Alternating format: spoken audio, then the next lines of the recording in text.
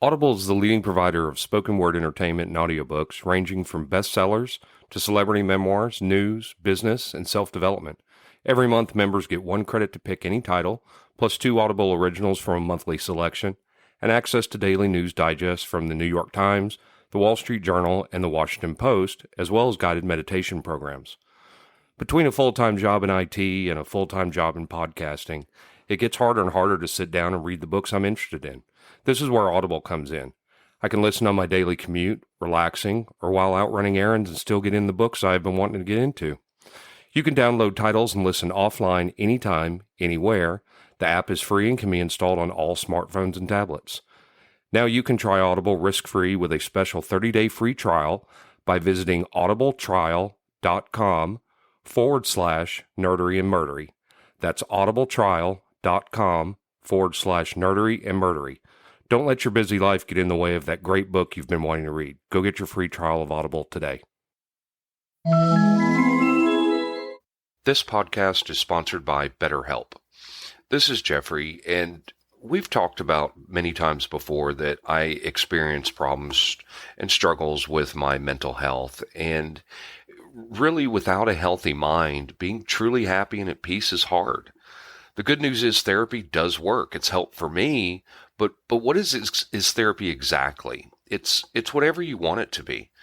Maybe you're not feeling motivated right now and would like some tools to help. Or maybe you're feeling insecure in relationships at work, or you're not dealing well with stress. Whatever you need, it's really time to stop being ashamed of normal human struggles, and it's time to start feeling better because you deserve to be happy. And now you don't have to worry about finding an in-person therapist near you to help.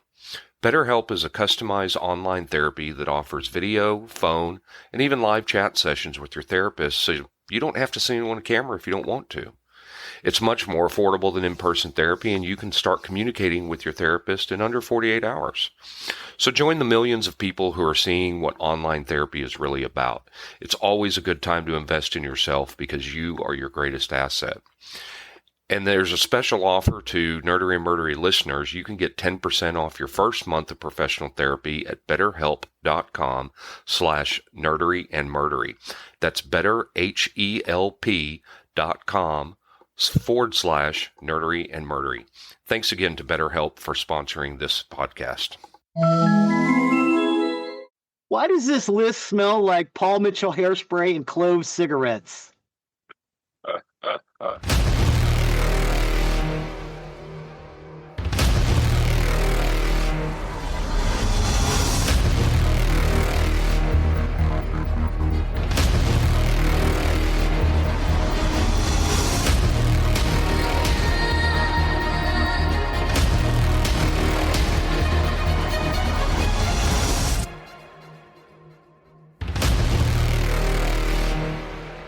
Welcome to episode 214 of Nerdery and Murdery.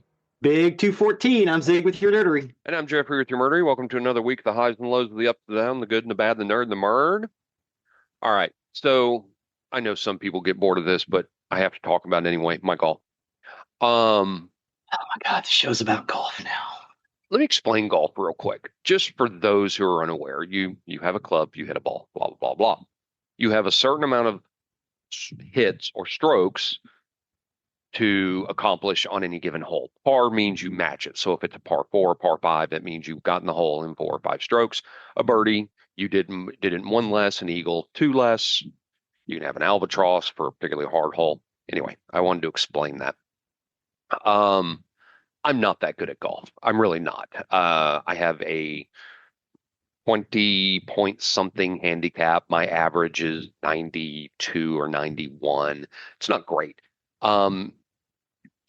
Sometimes I'm not even an average. And sometimes when I hit these weird shots off. I mean, way right. When I say right, I mean like to my direct right instead of forward and ahead. My friend Chuck, that we've talked about on the show, and my friend Billy, they're way better golfers than I am. But it's all just to have fun. It's all just to have fun. And I do have fun. The whole thing behind golf is you get that euphoria, that dopamine rush of that great shot. That great shot keeps you going to the next one. And that's where it gets very addicting and very fun. So last weekend, we played in a scramble, which means you play with a partner and you play best ball. Or you play with multiple people. Everybody hits. You choose who has the best ball, and then everybody hits from there. It's called a scramble. So Chelsea and I played with a guy we know and his daughter, Kiki, Scotty. I think Scotty may listen, but anyway, his daughter Kiki, 19-year-old girl, dude. There was no point to a Steven drive. She was just smacking these balls down the field, You're playing down the her whole fairway. life. Oh my God, yeah, she's been playing her whole life. Her dad wants her to play golf in college, and she just doesn't have any interest. And I'm like, you can get scholarships for that and everything. She was just so good. It was a fun scramble. We came in first, however, because of something they did with the tournament, we ended up dropping down to fourth. They kind of weird thing. They took a real life PGA golfer in a real life tournament that was happening last Sunday, and your final score got added to their final score got added to yours. And because the third place team had a golfer that just killed it that weekend, they went up to first, and we dropped down to fourth. It was really weird, really kind of stupid. But anyway, that was the scramble. But I have to talk about yesterday because again, this is where I started off that I'm not a good golfer. I don't even know that I would consider myself average. Par fives are long holes. That's the reason they're par fives. It takes most people five or more to get in the cut, to get in the hole, to get in the cup on a par five. I regularly hit bogey on it, which is one over, or double bogey. Occasionally, I'll even hit triple bogey on a five, which means it takes me 8 shots to get in that hole. Yesterday, first par five. I was 20 yards out from the pin, and I did what's called a bump and run, which is a little take an iron out and you hit straight across the ground, and I cupped it for a birdie, one under on a par five. Then on my second one, I was 101 yards from the pin, and I pitched it up in the air, and I lost it in the sun, and I'm like, okay, well, I'm over there somewhere, and I get to the hole, and I'm like, where's my ball? Where's my ball? Where did my ball go? It was in the cup. I drained it on a pitch. And it's just a dopamine rush. I can't explain what a dopamine rush that is to do something like this. Michael Shanks over Two Geeks and Microphone, he'll understand this because he's gotten into disc golf and it gets addictive. So sorry I had to go through all that, but I had to talk about that because it was just an amazing, amazing day yesterday. So Well, good. I'm glad you had a good time. I did. I did. Got a few more things. Announced this week. They are making a live adaptation, a TV series, I think, not a movie. I think it's a TV series on Netflix for the 80s video game Dragon's Lair. Oh, is it going to be like animated? No, live action. Oh, Live action Dragon's Lair. I'm excited about this. It's going to be on Netflix. I don't have a release date. It was just announced this week. So I'll be paying attention for more on that soon. The next Star Wars we do will be Andor, correct? we've done Andor. Did we do Andor? Are you sure Yeah. we did Kenobi? Did we? I can't Yeah, remember we did doing Andor. Andor. Okay. So I just finished season 2. Mhm.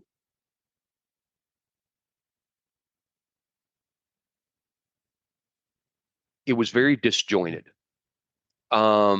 I did not find season 2 as good as season 1. Hey, It was man, well, like I said in the episode, starting a rebellion ain't like dusting crops, boy. no, it's not. It was very disjointed.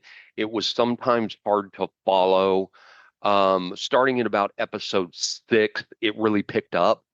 Because I was struggling to get through Andor. I like the character and I like the final progression of where it went. I mean, once you get to episode 6, is really where I start thinking in my head, oh, these poor people are just all going to die. They're just all going to die. Um, so it ended up being good. It was just a struggle to get through. So any of you who have not watched Andor season 2 yet, I would at least urge you to get through episode 6, maybe even 7, before deciding you're going to dump out, because it is hard to stay with before that. But overall, not bad. Overall, not bad. The last thing I had, book update on my book. Hey, here we go. It is with a publisher. It's with a publisher? It is with a publisher. I have a publisher who is reviewing it and editing it. I sent them the final copy Friday. Mm-hmm. This for us 2 days ago. And they are looking over everything because I'm having problems with the editing part of it. So I needed some help. So I did get I have it, and I have it with a publisher.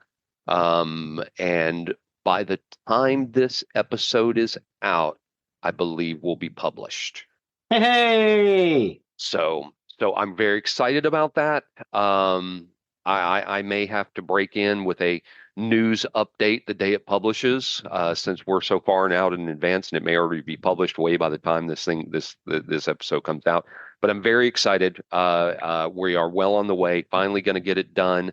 And now I can breathe a sigh of relief. Once I have this out, I can focus on book 2, because there will be a book 2 in this one. So thank you for those of you who have asked me about it, and have been reading through it.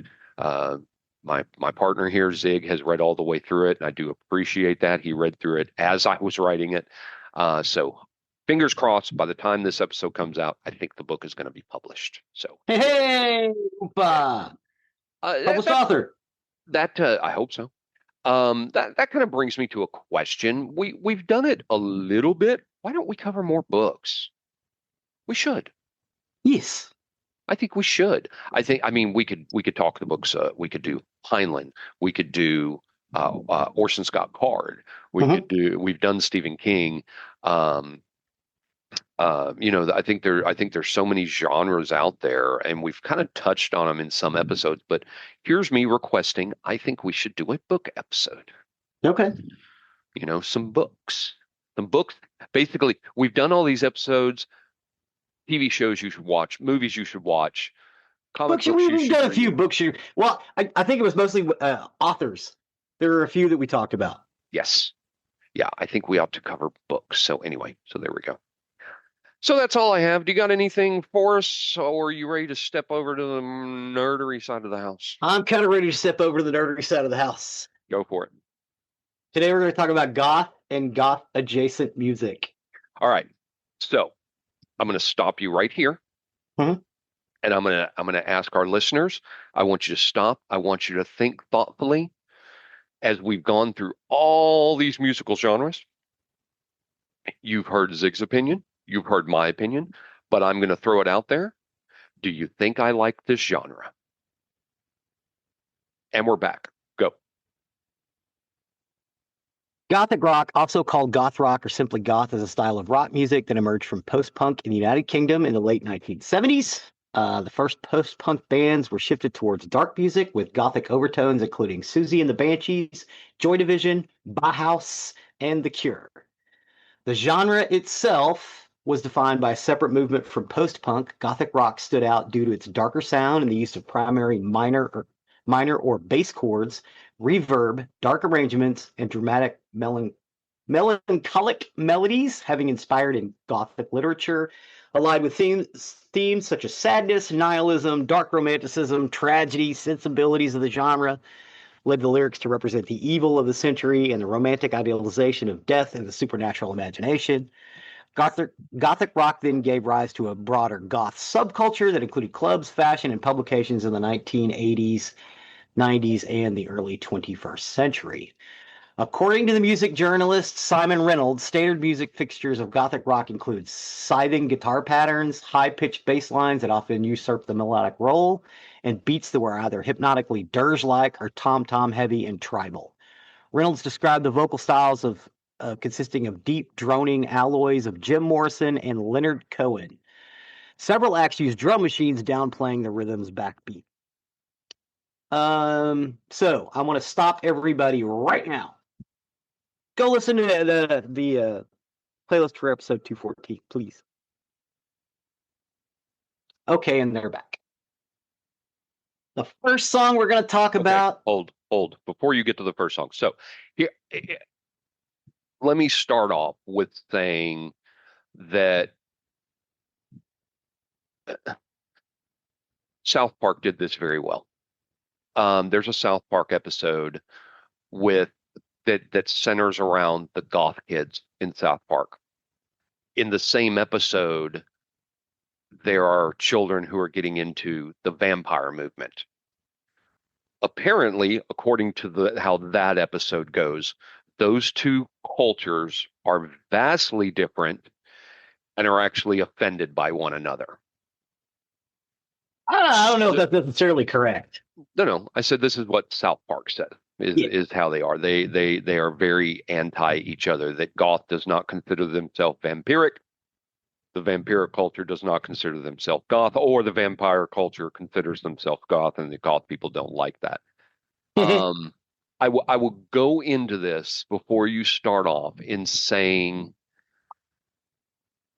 this list was not what I expected it was going to be. I had an idea in my head what goth was going to be, and I was very ready to hate this music.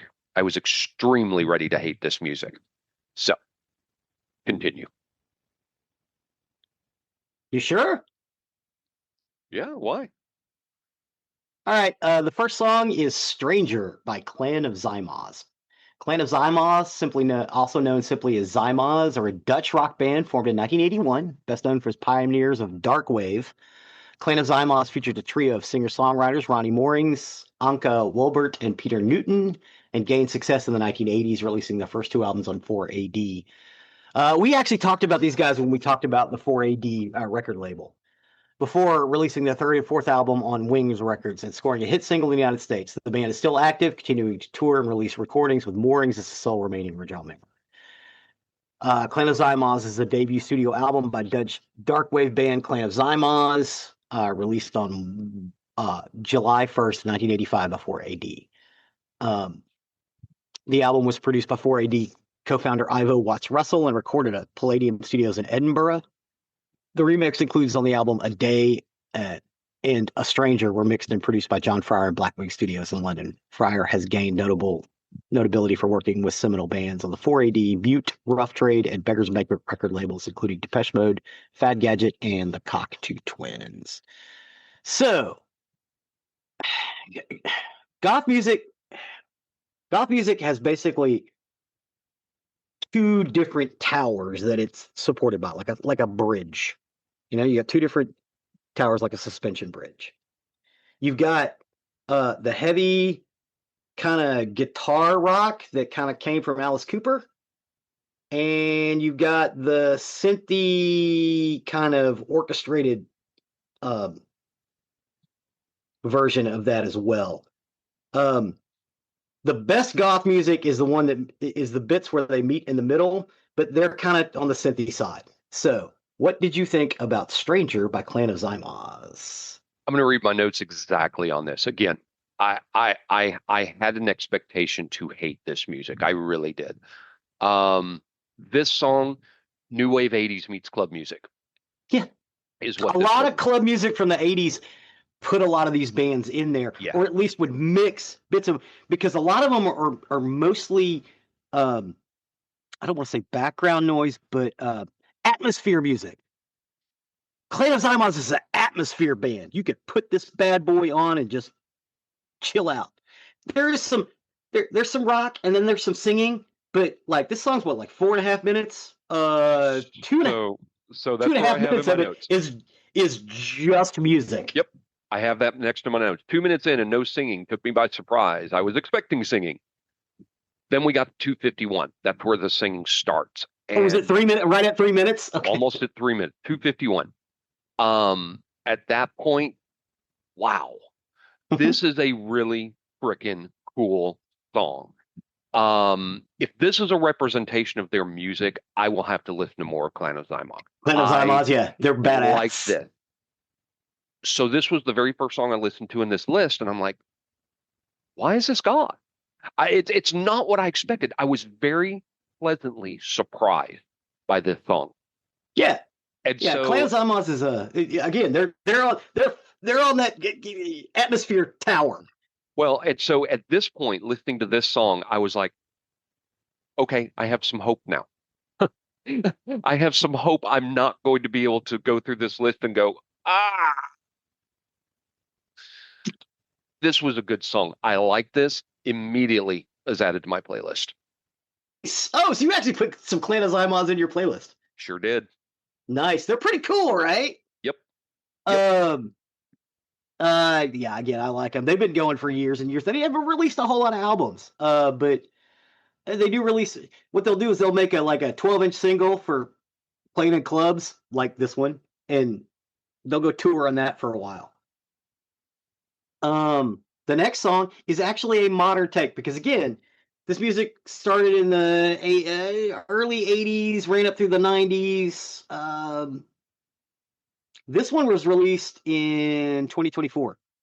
It is "Whispers in the Echo Chamber" by Chelsea Wolfe. Chelsea Wolfe, she's a youngin. She was born November 14th of 1983. So she's a young kid. An American singer, songwriter, musician, her work blends elements of gothic rock, doom metal, and folk. She grew up in Northern California with a country musician father. Wolf began writing and recording songs during her childhood. She began to earn recognition for her albums, The Grime, The Glow, Apocalypsis, which blended gothic and folk elements, and her next few albums, Pain is Beauty, Abyss, and His Spun. Wolf has incorporated elements of neo-folk, electronic music, and heavy metal. Did you say she was born in 1983? 1983. Dude, she's 32, 33. She's not young. Well, She's young no, for us. yeah. Young to us. 40, yeah, she's 42. Is it 42? 83. Yeah. Yes, I do math. She's 42. Yeah, well, she's younger than some of the other people. Like the Clan of Zamos people started in the in the '80s when she was born. Her evolution continued with birth violence, and she reaches out to she. She reaches out to she. She reaches out to she is the seventh studio album by American singer-songwriter Chelsea Wolfe. It was released. Say that 5 times fast. She reaches out to she reaches out to she. She reaches out to she. No, I can't. That reminds me of the comedian that said if they ever started a restaurant, they would name the restaurant "Thank you for calling. How may I help you?" So when people answer the phone, they would go, "Thank you for calling. Thank you for calling. How may I help you? How may I help you?" The album was recorded with producer and TV on the radio guitarist Dave Sitek, as well as regular Wolf collaborators Ben Chisholm, Brian Tualo, and Jesse Gowrie. It consists primarily of electronica with significant influences of trip hop, gothic rock, and industrial music, and was mainly inspired by Wolf achieving sobriety in January 2021. It was received positively by critics who described the album as ambitious, adventurous, and sonically disparate. Whispers in the Echo Chamber is one of those ones that I listen to and I think, man, I can't believe this movie. I can't believe this song was made last year. It really feels like it was made 20 years ago, like the '90s goth, because the '90s goth had a little different sound. It was more like this. It was more guitar driven. Again, she's closer to the doom metal side, or the doom metal side. I guess that one's over here. What do you think about this one? This one screamed more than what I expected for what I expected for goth. Yeah. This is not a bad song at all, but it disturbs me because it has that strange how do I put this? Music that sometimes sounds like it's playing backwards. That's the best like way that droning sound. Either like a droning sound in the background. Perfect example of this. Listen to the opening theme song for American Horror Story. It sounds like the music is playing in reverse. So it kind of reminded me of that. It's very unsettling, and maybe because it reminds me of the American Horror Story theme, why it disturbed me so much. Because like I said, this is not a bad song at all. I just couldn't listen to this one over and over because that kind of reverse music just gives me the willies. It gives you the heebies and the jeebies. Yeah, because it Yeah, reminds me. I think that's what she was going for. I think she was trying to again, like Clan of Zymos, she wants to set a mood. She Yeah, wants to set a mood. I really need Will here because I need to know what that sound is, where it sounds like music is being played backward. Uh, it, hard to explain. That's the best way I can explain it. But Text him. yeah, I mind. This is more what I expected for golf for Goth. If you had said, "Here, listen to Clan of Zymox and Chelsea Wolfe, tell me which one is Goth," I would have went, "Oh God, yeah, Chelsea Wolfe. That's got to be Goth." Hmm. Um, good song, good song. But like I said, this gives me the heebie-jeebies. The Heebies and the Jeebies. Yep. All right. The next one is an older one. It is basically one of the songs that people point to as being kind of the birth of goth, because goth started about 1980-ish. It is Love Like Blood by Killing Joke. Killing Joke are an English rock band formed in Notting Hill, London in 1979 by Jazz Coleman, Paul Ferguson, Geordie Walker, and Youth. Youth is the bass player. That's just the dude's name, Youth. Um, their first album, Killing Joke, was released in 1980 after the release of Revelations in 1982. Bassist Youth was replaced by Paul Raven. The band achieved mainstream success in 1985 with the album Nighttime, and particularly the single Love Like Blood, which reached the top 10 in Belgium and Netherlands and New Zealand. The band's musical style emerged from the post-punk scene, but stood out due to the heavier approach and has been cited as a key influence on industrial rock. Their style evolved over many years as time incorporating elements of gothic rock, synth pop, and electronic music, but always featured Walker's prominent guitar and Coleman's savagely strident vocals. Killing Joke have influenced many later bands and artists such as Metallica, Nirvana, Nine Inch Nails, and Soundgarden. Love Like Blood is a song by the English rock band Killing Joke. It was released on January 25th, 1985, and is the second single from the fifth studio album, Nighttime, produced by Chris Kimsey. The song is characterized as gothic rock and new wave. It was a top 10 hit in the Netherlands. Yep. Love Like Blood was originally released by EG Records as a 7 and a 12-inch single in the UK in January of 85. The song remains very fondly remembered in the Netherlands, and it has appeared on the country's annual top 2,000 songs of all time countdown every year since 2011. Its highest position was number 554 in 2000.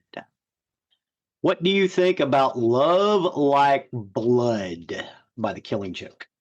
This is another one that if I was not told this was goth, I would have thought this is just new wave 80s. This song fits. There's a lot of crossover with post-punk or new wave 80s, what we call it. Over in England, they call it post-punk. But yeah, there's a lot of blending. This song would fit right into First Wave on Sirius XM. If you it got probably Sirius XM, is. First Wave is a great station. Yeah. Whenever I'm listening to Sirius XM, First Wave is 85% of the music I listen to. It'd fit right in. I like this song a lot. You like Love Like Blood? Cool. In the list, this is probably my least favorite song, and it's a banger. I love every song in both of these lists. But yeah, I think this may be my least favorite in both of these lists. But that doesn't mean it's not a banger. You know what I mean? I'm surprised you haven't heard it on First Wave. You know what I mean? And I may have, and just not known it. Yeah. Like I said, I like this song a whole lot. A whole lot. Absolutely. Pretty groovy. Okay. Yep. All right. So before in the next song, before in the punk and punkabilly 2 episodes, I said there was some crossover with goth. There's a particular band that I was thinking of at the time. This is it. This is the song I was thinking of. It is Postcards from Paradise by Flesh for Lulu. Flesh for Lulu was an English rock band formed in Brixton, London, active between 82 and 92. They were formed in 2013 to 2015 with a new lineup. Initially part of the post-punk scene, the band's sound shifted to reflect influences from pop music, country and western, rhythm and blues, and blues. Flesh for Lulu joined Static Records, which released Big Fun City in 1985. The following year, they signed Beggar's Banquet Records, and their song I Go Crazy was featured in Some Kind of Wonderful and received some airplay on American college rock radio stations that allowed Flesh for Lulu to undertake a tour of the U.S. The song Postcards of Paradise was covered by Paul Westerberg as a secret bonus track on his 2002 album Stereo. The Goo Goo Dolls also covered the same song which is part of a deluxe edition release of their 2010 album, Something for the Rest of Us, available on the band's website. Postcards from Paradise is kind of where that goth sound, and again, they're more on the guitar side, but there's some punkabilly aspects to it. And it's basically the story of a goth getting a message from his old lady who's off in the Caribbean. I love this one. I love the harmonica in it. Again, it's got some roots rock sound to it, but it's kind of that. There's a pop element to goth as well. This kind of leans into that. What did you think about Postcards from Paradise by Flesh for Lulu? So we've talked about on this show, and we've had on our show, Stephen Boster from Two Geeks and a Microphone. Do listen to them if you haven't. I'll come to him in a minute. This song was kind of meh to me. It wasn't bad, but I thought this song was kind of a snooze fest. The reason I bring up Stephen skipped through this one. Yeah, Postcards from Paradise. Yeah, living by mortal hands. Yeah, I Stephen skipped through this one. Yeah, this is the Saturday Night Live skit. Take your goth kid to the Bahamas. That's basically what this song basically is. He's back in dreary old England getting postcards from paradise. Yeah, meh. The next song is Deliverance by The Mission. There are like 3 versions of this song. All of them are really long. But again, this is kind of that atmosphere type music. So there is a 10-minute version of this that I used to keep in my car when I was a senior in high school that I played every morning driving to school, and then to work after school. The Mission, known as the Mission UK in the United States, are an English Gothic rock band formed in 1986. Initially known as the Sisterhood, the band was started by frontman Wayne Hussey and bassist Craig Adams, both from the Sisters of Mercy. They soon added drummer Mick Brown, Red Lorry, Yellow Lorry, and guitarist Simon Hinkler, Artery and Pulp. Aside from Hussey, the lineup has changed several times during the years, and the band has been on hiatus twice. The band's catalog consists of 10 studio albums, God's Own Medicine, Children, and Carved in Sand. Carved in Sand is the 3rd regular studio album by The Mission, released in 1990. It reached number 7 in the UK album charts, making it the second of 2 top 10 albums and overall best-selling album of the band's career. 4 singles were released from the album: Butterfly on a Wheel, Deliverance, Into the Blue, Hands Across the Ocean, and Amelia. The band have invited members of its fan club to keep select the tracks for the album. So they did Carved in Sand and Carved in Stone roughly at the same time. Carved in Stone were the long edits of some of the songs that I just talked about, Deliverance being one of them. I picked the one off Carved in Sand because it's a little shorter, just because I didn't want to put... Goth music can go on for a while, again, because it's that atmosphere music, so sometimes they want to run for 10 minutes. I didn't want to put a 10-minute song in this, but so I think I put a 6-minute song in this one. I need to look and see where we are. Let's see. 6:11. I was right. But yeah, this is one of those ones that it has a long lead up. It's atmospheric, and I just want to give me deliverance. Mother, brothers, sisters, deliverance. When I think of goth music, this is the first song I think of. This and Lucretia, My Reflection, which we've also have in the list later on. What did you think about Deliverance by The Mission, or The Mission UK as they're called over here? This is another one more what I expected for goth, especially with the video in the playlist. Do watch the YouTube video playlist. I highly recommend it for this list. We'll talk more about that as we go on. I expected goth to be all dark and about death. Black clothes, too much eyeliner, depressing, etc. I really like this song, but yes, this is another one that if you gave me a list of songs that I had to listen to and said which ones are goth, I would have said, yep, this one, that's goth. Deliverance by The Mission UK, or The Mission. What's weird is The Mission started out, Sisters of Mercy basically split up. Palmer Eldridge went on to do another band, and the rest of the band decided to call their band the Sisterhood. Palmer Eldridge was like, no, I'm making Sisters of Mercy again. And they went, okay, fine, we'll call ourselves the Mission. Unfortunately, there was already a Mission over here. So they had when they're touted over here, they're called the Mission UK because they're an English band. Yeah, again, I listened to this song every day for probably about 2 or 3 months on my way to school and on my way to work at the theater. So this is a good one. But the version I listened to was the 10-minute one.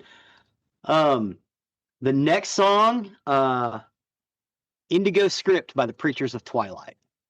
The Preachers of Twilight is a duo, Gothic rock band from France. The pair found that a common musical meeting point in the current bands such as the Mission and the Sisters of Mercy, with earlier influences coming from the likes of King Crimson, Genesis, and Yes, says Daniel. Our music is anything but instant, but it has an identity and character of its own. Discipline and chaos coexist side by side. Delve into the music, into the sound, and you will find it growing more every time you listen. Lyrics are very important to us, and we aim to create a trance-like state investigating the planet's natural elements and mystery. How very French. Although the band received tremendous support and live acclaim in France, they described that because of their Gothic influences and roots, they would be better suited basing themselves in Great Britain. Indigo Script is a bootleg demo. So it's not one you're going to be able to find readily out in the wild. It is on our YouTube playlist. It is Tumas awesome. What did you think about Indigo Script?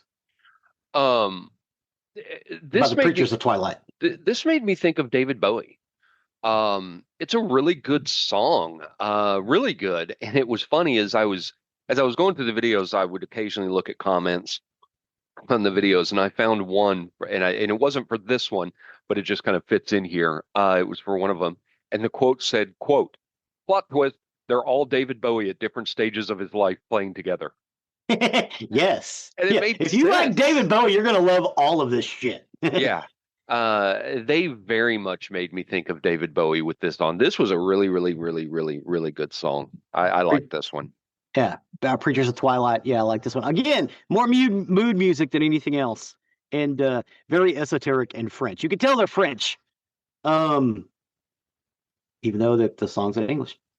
Yeah, it doesn't look like that because I forgot to add this one. I want this one in my playlist, and I can't find it on Spotify. You may not be able to. Yeah. You may have trouble with the next one as well. No, I did not. I did not have trouble finding the next one. Oh, you found Ghost Dance? Nice. Yeah. Ghost Dance is a British Gothic rock band formed in 1985 by Gary Marks, ex-Sisters of Mercy guitarists. You're going to find a lot of crossover with Sisters of Mercy. I love Palmer Eldritch. I like the music he makes. I think he's awesome. Apparently, he's a bit of an asshole. Because there are a lot of people who do not like working with him after they've worked with him. Genius! Bit of an asshole. And Anne Mary Hurst of ex-Skeletal Family, as both were leaving their respective bands. The band were originally signed to Nick Jones's record label, Carbon Records. Nick Jones of and then were later signed to the major label Chrysalis Records before splitting in 1989. So they only lasted 4 years. In 2019, the band reformed with Hurst being joined by new members Tim Walker, Stephen Derrick, Phil Noble, and Dave Woods. They began work on new material. Reunion shows followed in the UK, and the band signed to Voltage Records for a new album released in 2023. However, this song is Deeper Blue, which is not a new song. It is by Ghost Dance, and it is terribly atmospheric. What did you think about this one? This is another good song. I mean, this list is shockingly good because, like I said at the very beginning, because I know you took a pause. Was I really ready to go on?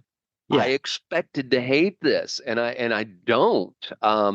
There have been some songs that I was just kind of like, not great, not for me. But there's been some really, really good ones on this list. I was not expecting this at all. This was a good song, and this went into my playlist. Yeah, well, I know on the next list, I know there's some of the songs that you already have in your playlist, but That's I wanted to correct. kind of explore some of the weird ones here. The ones I had Um, in my playlist I did not realize were gone. well, again, there's a pop element to goth. And again, there's some that argue that there's some bands are like, we don't want to be called goth. The next band I'm about to talk about says they don't want to be called goth, or one of the members doesn't want to be called goth. The other ones don't give a shit. The next song is She's in Parties by Bauhaus. Bauhaus were an English rock band formed in Northampton in 1978. Known for their dark image and gloomy sound, Bauhaus are one of the pioneers of Gothic rock, although they mix many genres including dub, glam rock, psychedelia, and funk. The group consisted of Daniel Ash, guitar and saxophone, Peter Murphy, vocals, occasional instruments, Kevin Haskins on drums, and David J on bass. David J is David J. Haskins, Kevin Haskins' older brother. The band formed under the name Bauhaus 1919 in reference to the first operating year of the German art school, Bauhaus, but they shortened their name within a year of formation. Their 1979 debut single, Bela Lugosi's Dead, is considered one of the harbingers of Gothic rock music and has been influential on contemporary goth culture.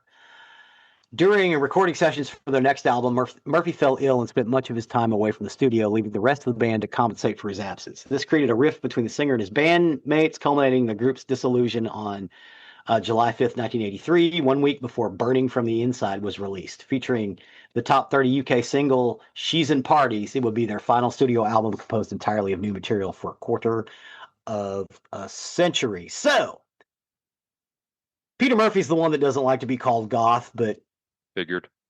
yeah, Daniel Ash, Daniel Ash, David J, and Kevin Haskins all formed Love and Rockets. If you like Love and Rockets, they're Bauhaus without Peter Murphy. Um, Daniel Ash also did some stuff. So did David J. Kevin Haskins just works. Kevin Haskins either works with his brother, or he works with Daniel Ash, or he works with his brother Daniel Ash and Peter Murphy. That's what he does. He's happy. He liked being in Bauhaus and was kind of pissed when they split up. Also, there's another band called Tones on Tails, which was more electronic music, but essentially Tones on Tails is Love and Rockets with synthesizers. What did you think about She's in Parties by Bauhaus? I like Bauhaus. But I didn't really care for this song. I didn't think there was anything special about this one. I don't know if this is a goth song or not, but I prefer Slice of Life. I think Slice of Life is a wonderful song. And if that's a goth song, I'd rather have that in this list. Yeah, and All We Ever Wanted is basically my favorite Bauhaus song from Who Killed Mr. Moonlight. This one was this one made it the pop charts in England, and it played a lot here on the indie charts. Um, and you'll hear it in goth mixes everywhere. Because again, it's got that moody, ethereal sound with a deep bass and stuff. Again, toward the guitar side of the bridge. Um, but they did kind of venture out. Another major influence of goth, believe it or not, is Alice Cooper, especially early on. Uh, Alice Cooper, born Vincent Damon Furnier, February 4th of 1948, is an American rock singer whose career spans 60 years with a raspy voice and stage show that features numerous props and stage illusions. Cooper is considered by many journalists and peers to be the godfather of shock rock and is drawn from horror, film, vaudeville, and garage rock to pioneer a macabre and theatrical brand of rock designed to shock audiences. Particularly with Welcome to My Nightmare, it is the debut solo studio album by American rock musician Alice Cooper. Again, when Alice Cooper started, the band was called Alice Cooper, and he was just in it. But eventually, he developed the Alice Cooper persona. It's a concept album. Its songs played in sequence from Journey Through the Nightmare of a Child Named Steven. The album inspired the Alice Cooper The Nightmare TV special and worldwide concert tour in 1975. The Welcome to My Nightmare concert film in 1976. The tour was one of the most over-the-top excursions of that era. Most of the Lou Reed's band joined Cooper on this record. Welcome to My Nightmare is his only album under under the Atlantic Records label in North America and internationally. It was released on the ABC subsidiary Anchor Records. Welcome to My Nightmare is the title track of his 8th studio album. The song itself mixes elements from disco, jazz, hard rock, and keeps the heavy yet funky beat. It is also considered a pioneer of the goth sound, which is why I felt like it needed to be included on this list. Is it goth? Almost. Yeah, But I I had think in my it needs notes to be that thrown in there. I had in my notes that I assumed this was goth adjacent. Yes. That this was one of the goth adjacent ones. Because I never Kind of really like thought. Postcards from Paradise. I never thought of Alice Cooper as goth, except for the heavy black eyeliner and whatnot, and his songs can be kind of dark sometimes. Um, but this is a great song. I Yeah. love how this song opens. Yeah. I love Alice But Cooper. it's got that lead up like a goth song does. It does. That's where they got the idea. It was from this. It's that because this is a big ass lead up. I mean, it's not almost 3 minutes of a lead up, but it's a big ass lead up. Yeah, it's a great song. The next song is Host of Seraphim by the Dead Can Dance. Dead Can Dance are an Australian world music and darkwave band from Melbourne, currently composed of Lisa Gerrard and Brendan Perry. The group formed in 1981. They relocated to London the following year. Australian music historian Ian McFarlane described Dead Can Dance's style as constructed soundscapes of mesmerizing grandeur and solemn beauty. African polyrhythms, Gaelic folk, Gregorian chants, Middle Eastern music, mantras, and art rock. Having temporarily disbanded in 1998, they were united in 2005 for a world tour, and again in 2011. They released the tour album Anastasis, and they released their most recent album Dionysius in 2018 and toured Europe in 2022. The Serpent's Egg is their 4th studio album, and it was, again, on 4AD. 4AD was kind of a champion of this sound, just because Ivo Watts Russell, who owned the label, really loved it.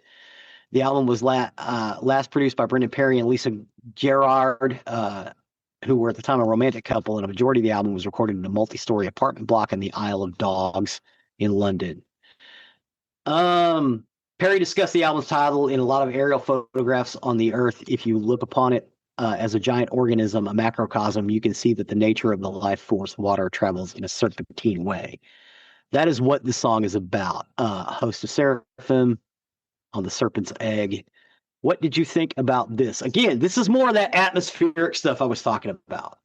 Which is interesting because as music, I really thought this was something that would be used in a sci-fi movie. As something I think it has been. As you know something what I mean? for a playlist, I'd pass on it. This is more background music to me than anything else. That's why I had a hard time understanding why this one was goth. It's a good song, but yeah, I kind of think it's something that belongs on a soundtrack. It's definitely atmospheric. That's one of the reasons why I like some of the stuff. And honestly, I'm thinking about just putting all the atmosphere songs in a playlist so I can listen to them before I go to sleep, because I think it's just cool. The next song is actually a goth/pop song. So again, goth had been charting in the UK, and there was a pop band started by an ex-member of Bananarama, Siobhan Fahey. And she got with this folkish singer-songwriter, and they decided to do like a pop goth record. And this song was really, really big. Shakespeare's Sister, Stay is the name of the song. They were an alternative pop and rock music duo that was formed in 1988 by Siobhan Fahey. Shakespeare's Sister was initially a solo act, but became a duo by 1989 with the addition of American musician Marcella Detroit. Together, they released 2 top 10 albums and a string of top 40 hits, including the 1992 single Stay, which remained at #1 on the UK singles charts for 8 weeks. Detroit was let go from the band in 1993, leaving Fahey as a sole member again until the later ended the project in 1996. After working under her own name for some years, Fahey revived Shakespeare's Sister moniker in 2009. In 2019, Fahey and Detroit reunited as Shakespeare's Sister for a tour and released the single "All the Queen's Horses" and "When She Finds You" on the EP "Ride Again." Shakespeare's Sister was conceived again as a solo project. Um, the the name of the band is taken from a Smith song, which in turn was a reference to a Virginia Woolf's work, "A Room with One's Own." According to Fahey, the misspelling began with an accidental punctuation slip on the woodcut sign, the missing apostrophe from Shakespeare's. She decided to keep it because it made it sort of my thing. So there's no apostrophe on Shakespeare's Sister. It's Shakespeare's, as in there's two Shakespeares and one sister. um, Siobhan Fahey is the mother, the sister, the daughter, and it's not the artist. She was working on this and listening to a bunch of goth music when she started making Hormonally Yours, and then she ran into Detroit, and it was written by Siobhan Fahey, Marcella Detroit, and Dave Stewart under the pseudonym Jean Giotte. Dave Stewart, yep. And he was basically the producer of it. They had another producer listed, but it was Dave Stewart. But this was a big pop song. It is also like the pop goth crossover. It's a very sweet and alluring song until Siobhan Fahey starts singing, and then it gets really down and dirty. And then Detroit's vocals just soar over Fahey's. I don't know how she hit those notes, and she can still hit them because I saw some live recordings of them where they just toured. She can still hit those when she's singing "Stay" and just breaking glass. Basically, she can still hit them notes in her 50s. Actually, she may be 60s by now. But yeah, what did you think about "Stay"? This is a really interesting and beautiful song. Isn't it? This song is the one that really spawns my comment from earlier. Watch the videos with the song. Mm-hmm. I would not have known what this song was about had I not watched the video, and I wouldn't have realized how dark this song is. Yeah, you So better hope and pray let me that recap you. it. Let me recap it. So you watch the video. It's a man who's obviously dying, and the singer is standing next to him, begging him not to go. Washing Then his body, getting him prepared for death. then it gets really trippy when Death shows up. Death Uh-huh. shows up to take him, and she fends off Death and gets him back. Mm-hmm. It's a must watch with the video. This is a great song, and Isn't it? it's giving me goosebumps thinking about the video because especially the portrayal of Death with those wide eyes looking downward at them. Yeah. It's Okay. just, All right, what's crazy is if you go back and watch Bananarama videos, the one who's always looking all wide-eyed, that's her. is it? Yeah, the one who's like, oh, the one that always dresses up as the devil in the Venus. Yeah, that's Siobhan Fahey. Great song, great song, but it is dark.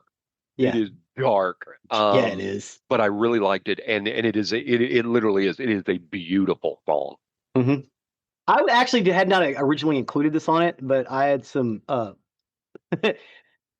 some friends of mine who were say goth chicks, but goth chicks. And I'm like, hey, I need you guys to look at this list and tell me what I'm missing. And the only thing that they came up was like, oh, this is good. I mean, you can put this or that, but you know what? This list is fine. However, you're missing "Stay" by Shakespeare's Sister. I was like, God damn it, I forgot about that song. So that is why. The Painted Lady, and I'm trying to think about their handles because they said I could go ahead and mention them. And what a terrible human being you are. They gave you recommendations and you forget their names. Well, I don't want to give their real names. I'm trying to give their handle names.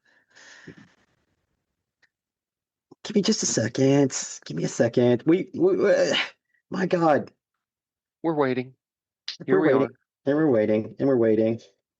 And I tout them all the time. Go to the bathroom while Zig's looking through his phone. Prickly Pineapple Creations.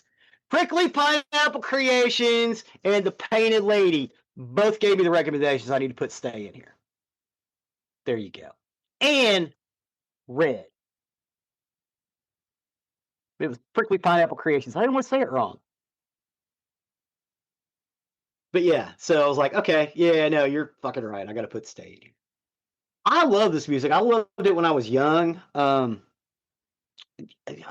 don't know about I didn't really necessarily get into the subculture or the dressing up and whatnot. I did a little bit, but it was more about the music and stuff with me. I did have some crazy hair at one point. Now I have no hair, so I can't, really do it. I guess I got paint stuff on my head.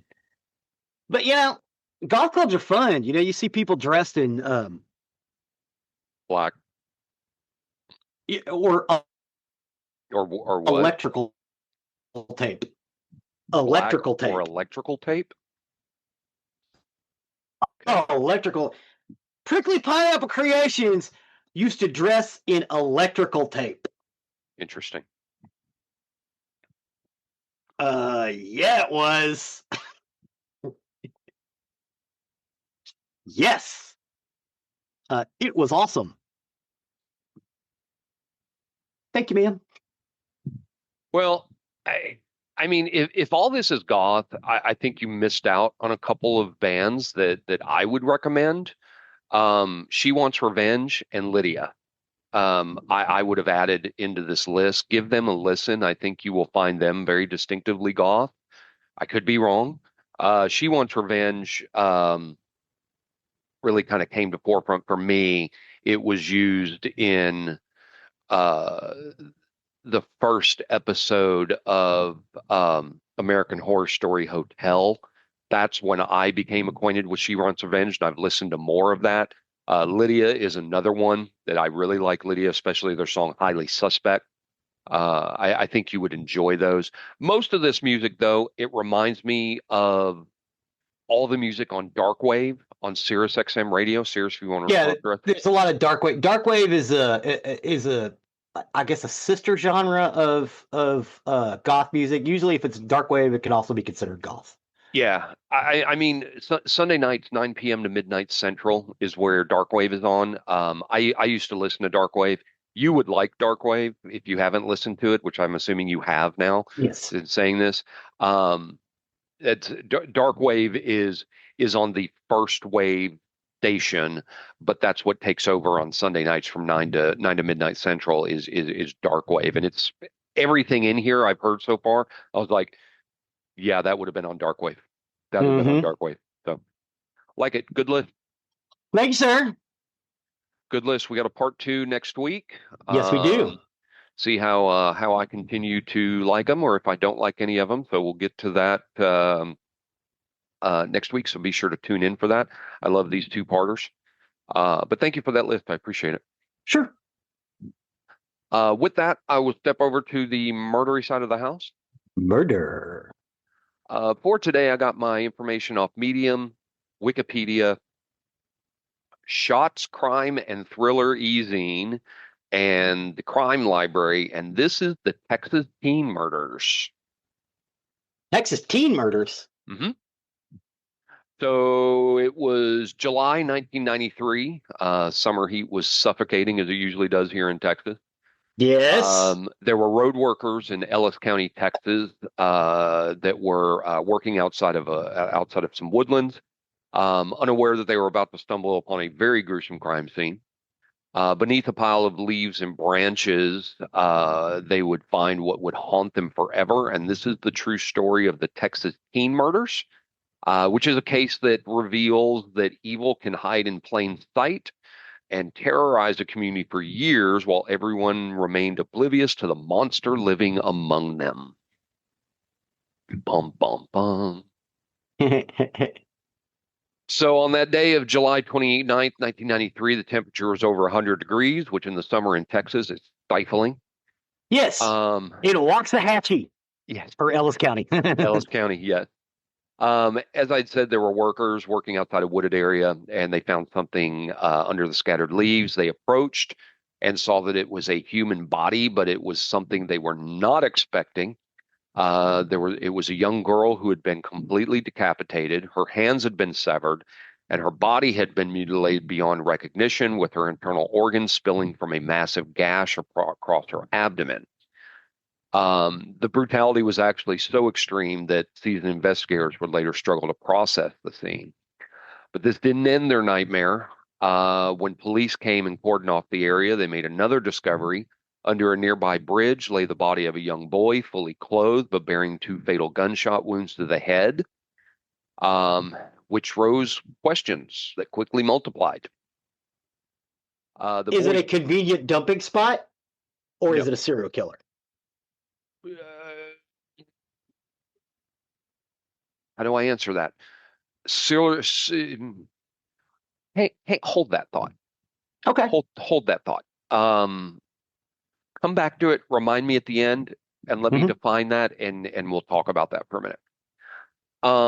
The boy did have a wallet on him. There was a library card which bore the name Brian King. He was only 14 years old. And when officers arrived at the King family home to deliver the devastating news, they learned something that made their hearts sink in even further. Brian had a 13-year-old stepsister named Christina Benjamin, and she was missing. Both children had vanished 3 days earlier on July 26. Their parents had filed a missing persons report. The family's account of that final night painted a picture that would prove it crucial to the investigation. Brian's father recalled hearing a car horn outside their home around midnight. He looked through the window and he saw his son run from the backyard hammock where he'd been relaxing and jump into a waiting vehicle. He said, quote, I saw him talking to someone in the car for about 20 seconds. Then he got in and they drove away. This was the last time anyone would see either Brian or Christina alive. The So forensics, presumably Christina was already in the car. Okay. yes, yes. Okay. The forensics team worked methodically. They collected all the evidence they could. Among the most significant finds were numerous blonde hairs scattered throughout the area, and some long and some that were long and confirmed that belonged to Christina. Others were shorter and unidentified. There was evidence that suggested a violent struggle. Christina had fought for her life, and in the process, both she and her attacker had lost hair in the altercation. However, it would be a single tiny brown fiber that was found on Brian's shoe that would prove to be the key to solving the case. It could have easily been overlooked. It was a microscopic piece of evidence that they preserved and sent for analysis. The results that came back determined that it likely came from a Japanese car, which corroborated the father's account of seeing Brian get into a vehicle. But at this point, they didn't know whose car it was and where was this person now. Oh my God! A brown carpet in a Japanese car in 1993. Hmm. Jesus, I that's like know, half the cars on the road at the time. I know. The Um, interiors were either like a sandy brown or gray. That was right, it. That's all you right. got. So police began canvassing the neighborhood, hoping somebody had witnessed something. Most residents had seen nothing, but one neighbor did provide a crucial piece of information. He had spoken with Brian and Christina earlier in the day, and they mentioned they were planning to go out that night with someone named Jason. Um, at the time, that's all they had, so it meant nothing to investigators. But 2 days later, an anonymous phone call came in that said, "quote You should look into a guy named Jason Massey," but they refused to identify themselves. Police had been searching for a Jason, and now someone was specifically naming Jason Massey as a person of interest. But who was Jason Massey? Jason Eric Massey was 21 years old, born on January 7th, 1973, in Ellis County. His childhood read like a textbook case of warning signs ignored. He was raised by a single mother who struggled with poverty and substance abuse, and Jason's early years were marked with constant upheaval. They moved frequently, often evicted for unpaid rent. Sometimes they were homeless, sometimes they stayed in shelters. Jason's mother's boyfriends were abusive. They often took out their frustrations on both the mother and the son. Yes, you can beat somebody into being a killer. Yes, you can. It happens a lot. I saw conflicting articles. I saw articles that said she never directly harmed Jason. I saw others that said she also beat Jason. So I don't know which one was right. Um, all I can tell you is what I can tell you is she 100% neglected him. She would often Mhm. leave him alone in the car while she drank in bars for hours at a time. Hmm. The year before he started school, Jason was sexually assaulted by a male babysitter. He did strike out at the man, which is wild, the year before starting school, but he had been taught by example that using violence gets you what you want. His own behavior really should have raised the biggest alarms. At age 9, he began sadistically hurting other children, not typical playground fights, but calculated acts of cruelty. He would pin kids down and whip them with tree branches, deriving pleasure from their pain. Around age 10, he killed his first animal. He strangled a cat, then decapitated it. Here's another one. He wasn't this wasn't an isolated incident. This was a pattern that would continue for years. When he was 13, a teacher noticed him reading a Charles Manson book in class, and she was concerned, so she approached him about the inappropriate material. And his response to her was, "Ted Bundy is my hero." Yeah, we got warning signs all over the place on this kid. Oh my God! It's like they opened up the textbook and went, "Okay, this is how you make serial killer. We're gonna do that for this kid. So Yeah, okay, here, let's give him yeah, Ted Bundy to hear her eyes." yeah. Oh my God! The teacher did try to contact Jason's mother to report the incident, but the family had moved again, this time because Jason had been caught stalking a local woman. At 18, Jason's mother found something which should have changed everything, but didn't. She was cleaning his room and she found 3 years worth of journals filled with a kill list, names of girls he wanted to murder. He wrote about his desire to become a serial killer, calling it his sacred journey, and he wanted to engrave his name in society through acts of violence. Um, she did at least take some alarm, and she sought psychiatric help. The first doctor who evaluated Jason declared him as a threat to society and Oh my God! recommended immediate hospitalization. A second psychiatrist, however, disagreed completely, and Jason was released after just 1 week. Hmm. So we had that anonymous caller that called the police about Jason. They revealed disturbing details about his reputation. Everyone knew him as an animal killer. He would steal pets from neighbors and murder them in the most brutal ways possible, beheading them or mutilating their bodies. He kept a collection of rotting animal heads in a box in his home. He had jokes about murder. He frequently talked about killing young girls, laughing as he described violent fantasies. And people found it creepy, but never reported it, and they dismissed it as just, quote, Jason being Jason. The anonymous caller did provide names of Jason's friends. Police interviewed them, and they corroborated every detail. They also revealed something that made Jason an immediate suspect. In the days before the murders, he had specifically mentioned Brian and Christina, saying he wanted to get Christina alone. Hmm. So, within hours of these interviews, police had enough evidence to arrest Jason on suspicion of murder. He was brought to the station and immediately shown crime scene photos to gauge his reaction. But upon seeing the image of Christina's mutilated body, Jason began gagging and pushing the photos away. He said, quote, "This is awful, that poor girl." Investigators, however, weren't convinced. They believed Jason was acting, putting on a performance, and they knew that getting a confession would be difficult, so they focused on building a case through physical evidence. That tiny fiber from Brian's shoe became crucial because they discovered that Jason Massey drove a Subaru, a Japanese car that could be the source of the fiber, so they obtained a search warrant. First thing they did was rip out the carpet from the car and sent it to the lab for comparison.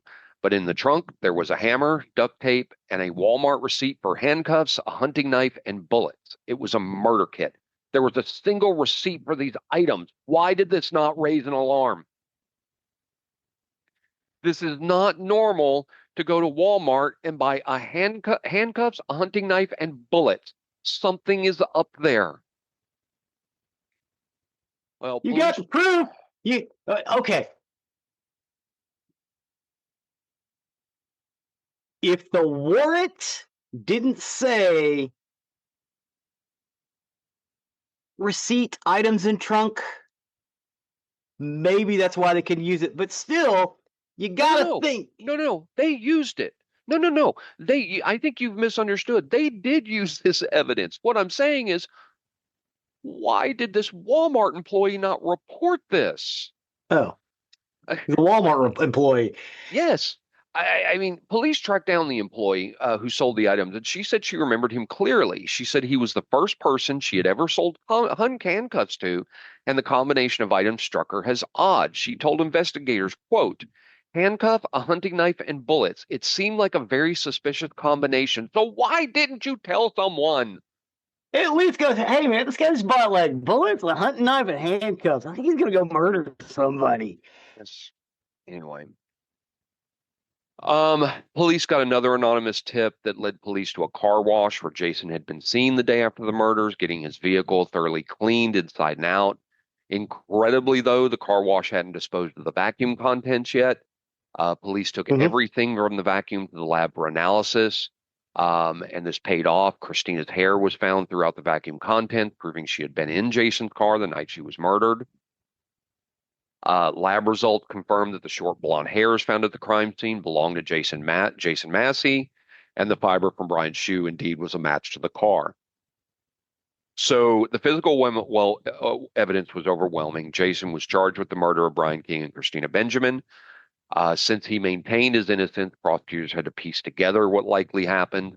What they said was that Jason had planned the meeting in advance. He and Christina had met previously through a mutual friend, and despite their 8-year difference, they had arranged to meet again. The plan was for Christina to sneak out of the house, meet Jason, spend the evening together. But Christina ended up inviting her stepbrother Brian along, possibly for safety, or maybe she was just 13 and wanted company. Mm-hmm. Jason picked up Christina first, then drove to the King house where Brian jumped in the car. They drove to a secluded area. Without warning, Jason pulled out a gun and shot Brian twice in the head at close range. Christina tried to escape. She jumped from the car and ran, but Jason pursued her. When he couldn't catch up, he shot her twice in the back. Both children were dead within minutes, but Jason wasn't finished. He retrieved his newly purchased hunting knife and began the systematic mutilation of Christina's body. He decapitated her, severed her hands, removed her nipples, and slashed open her abdomen so her organs would spill out. And he also severely mutilated her genital area. This wasn't a crime of passion. This was a methodical act of sadistic pleasure. During the search of his home, investigators found the box his friend had mentioned, which had 31 animal skulls, the remains of cats, dogs, and other creatures he had killed over the years. The journal that they found were equally disturbing. There was one that was titled The Slayer Book of Death, where Jason kept a running tally of his animal victims, 9 cats, 30 dogs, and 8 cows. In another, he wrote about his ambition to become 8 cows. 8 cows. In another journal, he wrote about Okay, wait a minute. Wait a minute. Cows as livestock are expensive, and therefore was nobody investigating mutilations of cows? I mean, I get again, they don't do it pets. again, I said it right at the very beginning of this story. This was an evil person who lived among them and was terrorizing this community. I'm sure people were reporting their missing pets. I'm sure they were. Again, I get that they're not going after pets. You know, the police aren't going to do that. But livestock, yeah, that's a horse of a different color. You know what I mean? I know. I don't agree.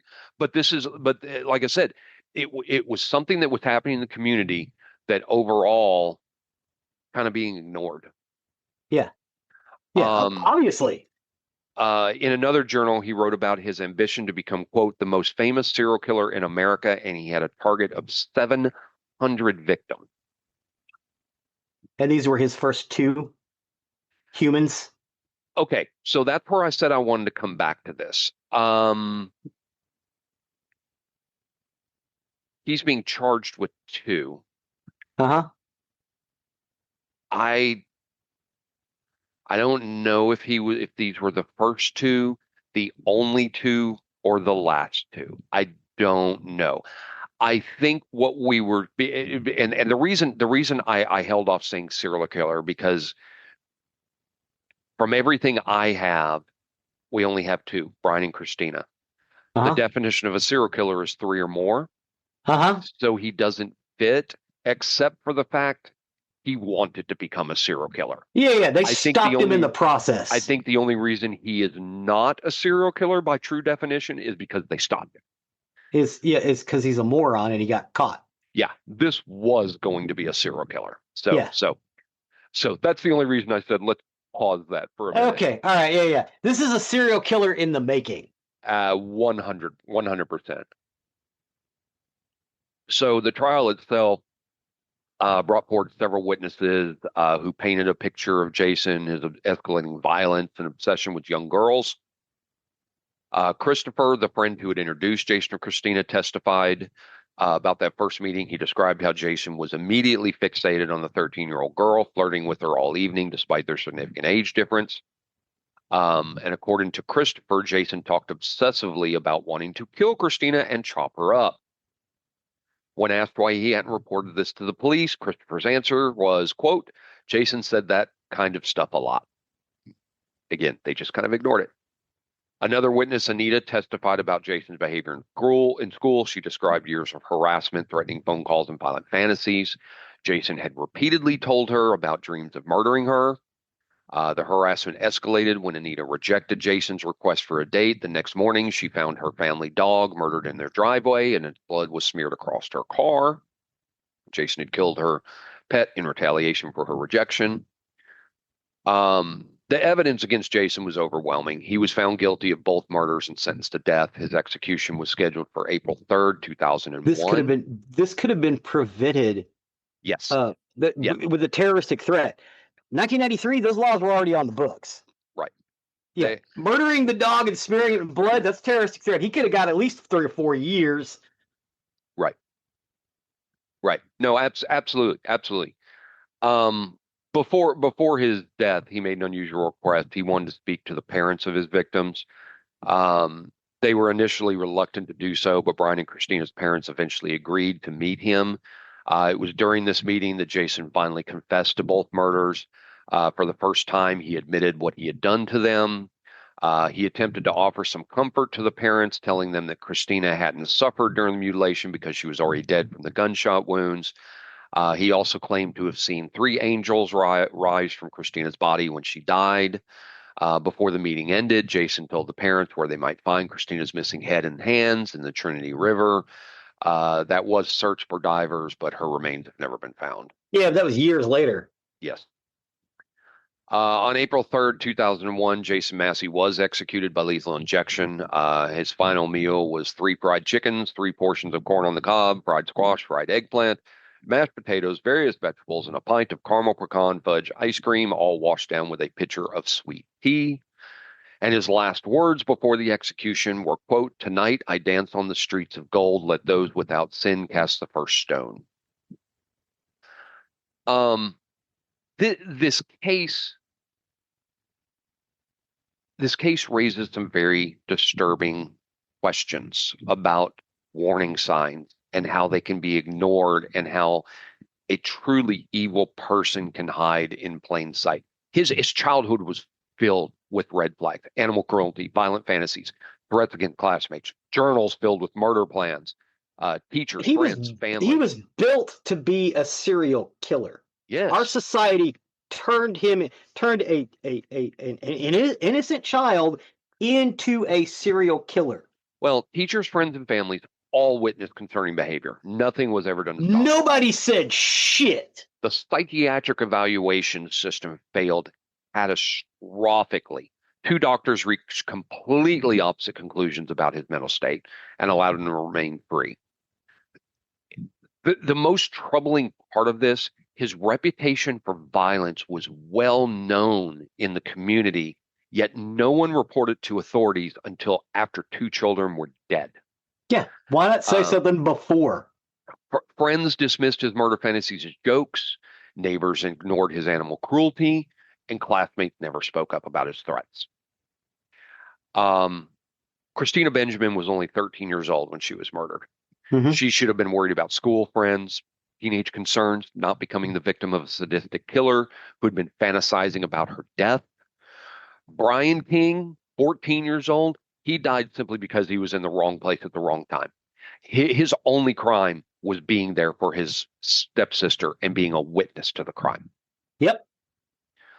Um, these murders, it forced Ellis County to confront some very uncomfortable truths about how they failed to protect their residents. Well, I mean, it doesn't help that Ellis, Waxahachie, and most of the rest of Ellis County are also sundown towns. They're Right. they're more about being racist than solving crimes. That's their whole thing, or was. I don't think Thank it's you. that way now. Yeah, but it Some of was them, that way in the. some of them still are. Some of them Yeah, still are. yeah. I guarantee you, in 1993, they they were more about keeping the bad element out than actually looking into crimes. And Well, it's on them. the execution brought legal closure to this case, but it doesn't restore their lives, the lives of the two children. It No, doesn't heal the trauma that was inflicted no. on the families. It what this story does, it does serve a very powerful reminder that we all have the responsibility to speak up when we witness warning signs of violence. Say it with us, kids. If you You see see something, something, say say something. something. Whether it's animal cruelty, violent fantasies, threats against others, these type of behaviors cannot be dismissed as harmless. Um, no matter how young the perpetrator may seem or how harmless their actions may seem, you've Hmm. got to say something. In this Hmm. particular case, two children paid the ultimate price for a community's failure to act. And I'm sure that haunts a lot of people to this day. Three children. Well, Three children. Well, he was 21, but yeah, yeah, I was going to say not three children because that was a young yeah. adult. But yeah, that all three of those kids Three could have been people's lives. saved Yeah, yeah. at any Um, point in this line. right, right. I mean, 93 is a long time ago. Mhm. But the lessons we take from this, they're as relevant as ever. We're in a world where violence can hide behind a familiar face. Vigilance isn't just important; it's essential for protecting the innocent people. This is more than a true crime story. This is a call to action. You got to remember that when good people choose to remain silent, lives are impacted, That's right. sometimes tragically impacted. The true Um, evil is when good men refuse do nothing yes, in the face of yes. evil. So if you take anything from this story, that's it. When you see something, say something. Don't let these go without calling somebody. Get these people the help, and maybe we can stop this kind of thing from happening again. So, Yeah. ah, that's the story of the Texas teen murders. Well, thank you, sir. You bet. Thanks for taking that journey with me. I'm sorry I kind of got on a soapbox at the end. Uh, Yeah, it's okay. I for think we kind of both agree on this. It's like, hey, just fucking for say something. forewarning and preview, next week I will be getting on yet another soapbox. So there you go. It's coming up. I've got one coming. There are people that are going to love me for my soapbox. There are people that are going to hate me for my soapbox, but I have to say it anyway. So there we go. That'll come next week. Stay tuned. But that will take us to the end of another recording week. As always, you can find us on nerderyandmurdery.com. That's our hub. That's for everything about us. You can find links to this episode, pictures of this episode, and you can find the link to our YouTube page, which is so often update. Yes, please go and check this out if you haven't checked it out already. The music is great and atmospheric and groovy. Absolutely. Absolutely. And stand by for part 2 for next week. Yeah, go ahead and listen to part 2 now. That way you know what we're talking about. You'll also find the link to our merchandise page, or if you wish to show off your Nerdery Murdery fandom, please do consider purchasing something from there. That, along with our patrons, you'll find our Patreon link on our site. Our patrons and our purchasers of merchandise do help with the costs that are associated with this show. There are costs to keep us on the air, do our uploads, do our stores, do our website, and everything like that. And we do appreciate each and every one of you. Please and thank you. Please and thank you. Please don't forget to leave a 5-star review wherever you can. It is completely free and something you can do that helps us and helps others find our topic, our content. They're interested in the topics that we discuss. And last but certainly not least, Chuck, you can go to sleep now. Good night, Chuck. With that, I have been Zig with your nerdery. and I'm Geoffrey with the Murdery. Cue the music.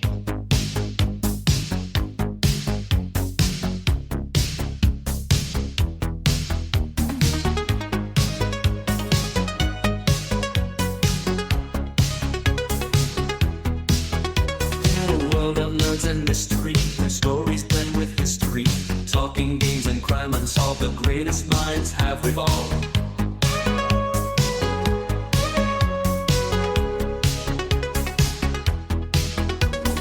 Geeking out on all the lore, mysteries that we explore. Heroes, villains, side by side. Nerdery takes us for a ride. Nerdery and Murdery, stories told so cleverly. Mysteries and fandoms mix every episode of Fix.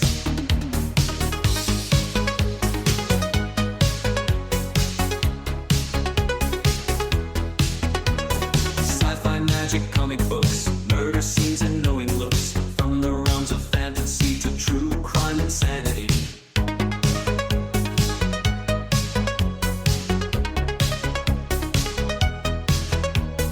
Tales of tech and tales of fear. Every week it's all right here, with a twist or with a fact. Nerdy life we can't retract.